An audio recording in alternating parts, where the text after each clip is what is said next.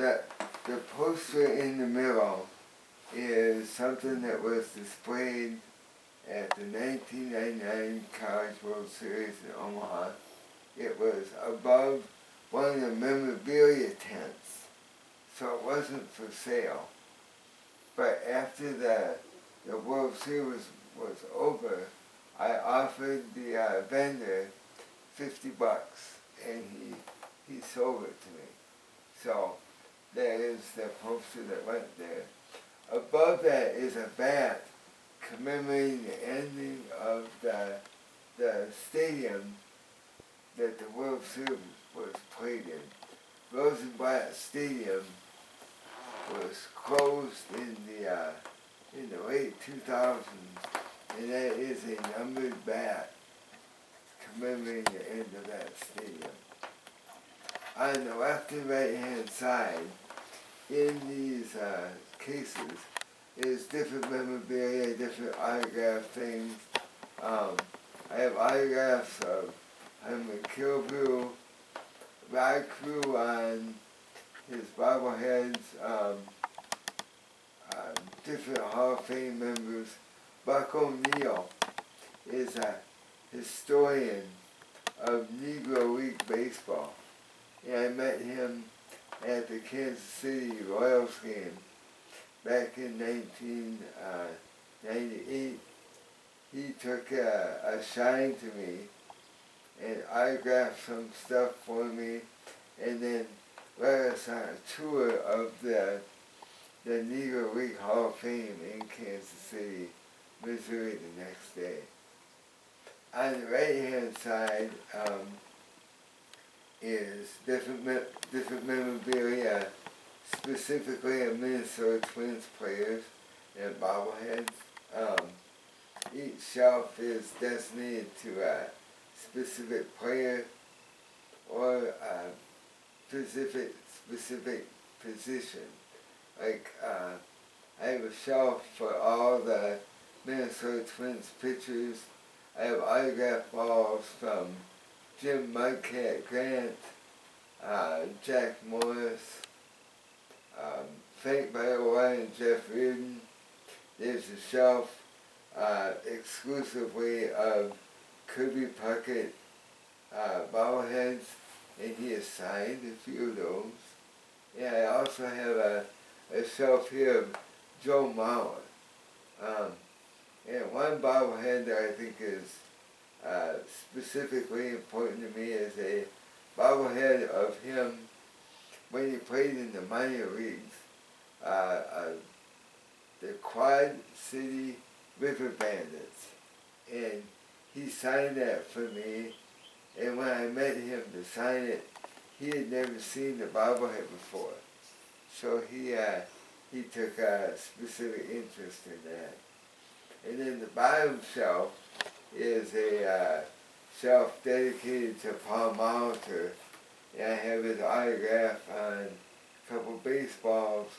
One specifically that I really like is a ball that he hit during a game in Milwaukee that we caught. And then about 15, 20 years later, he was good enough to sign it for me. So it is a game use ball that came off his bat.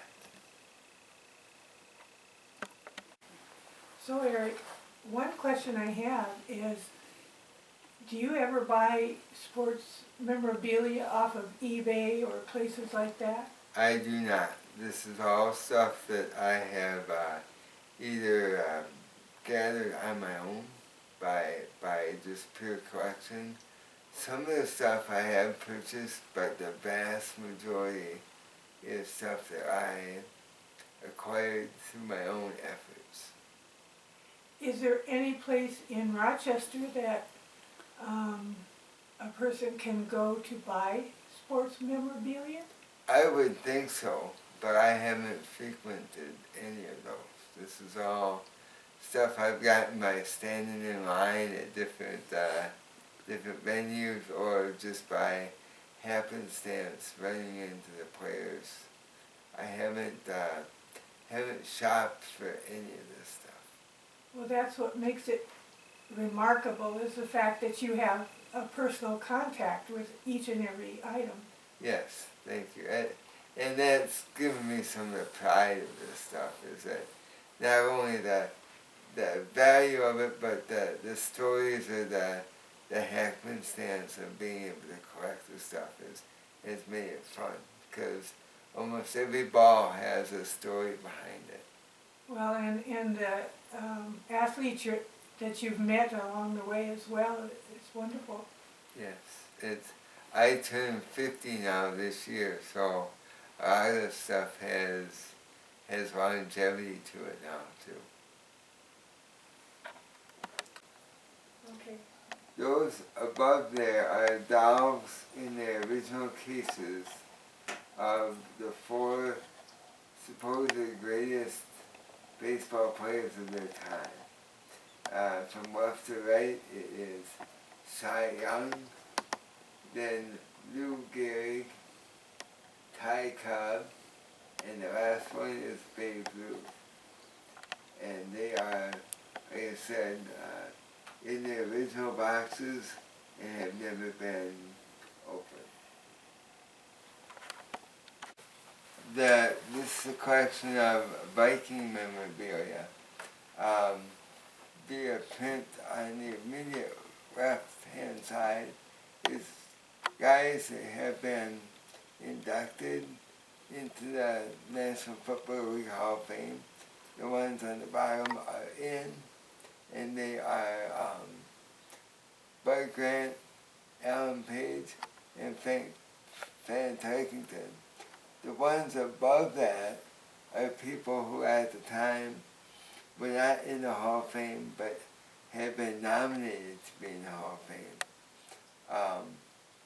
Carl Eller and Mick Tingelhoff, Ron Neary, Jim Marshall, and Paul Phelps.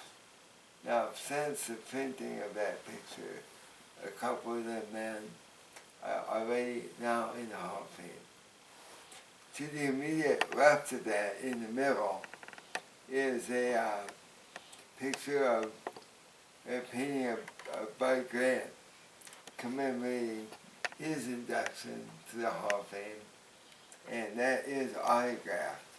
You can't see it as well because Bud Grant has the standard that he only signs autographs in purple pen. And so the purple is kind of obscured by the fact that he signed purple ink on a purple jersey, but it is there.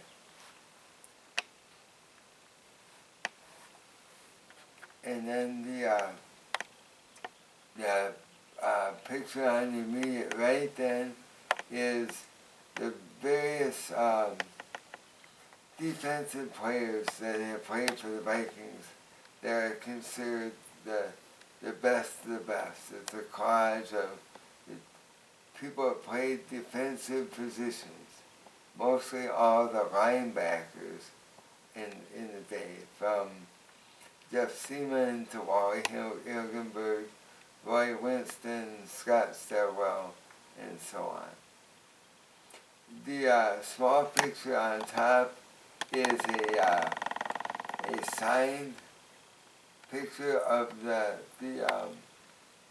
whole team of that year, and there are Hall of Fame autographs of Chris Carter and Randy Moss on that team picture. The frame picture on the very bottom is a personalized autograph that Carl Kosowski gave to my brother when we were young kids growing up in the Mankato area. We met him at a personal appearance. Carl Kosowski was a Viking defensive back who was injured and paralyzed in a motorcycle accident in the late 70s. Now, which one did you say signed in purple? Bud Grant. Bud Grant. The picture in the middle. Do you think that was some kind of superstition? Could be. He was always the Vikings football coach because the Vikings wore purple. I think that was his way of showing loyalty to the Vikings. No. This is a autographed Viking hat that I acquired in 1999 during the NFC Championship game. These are historical Viking players that signed the hat as part of a promotion before the game.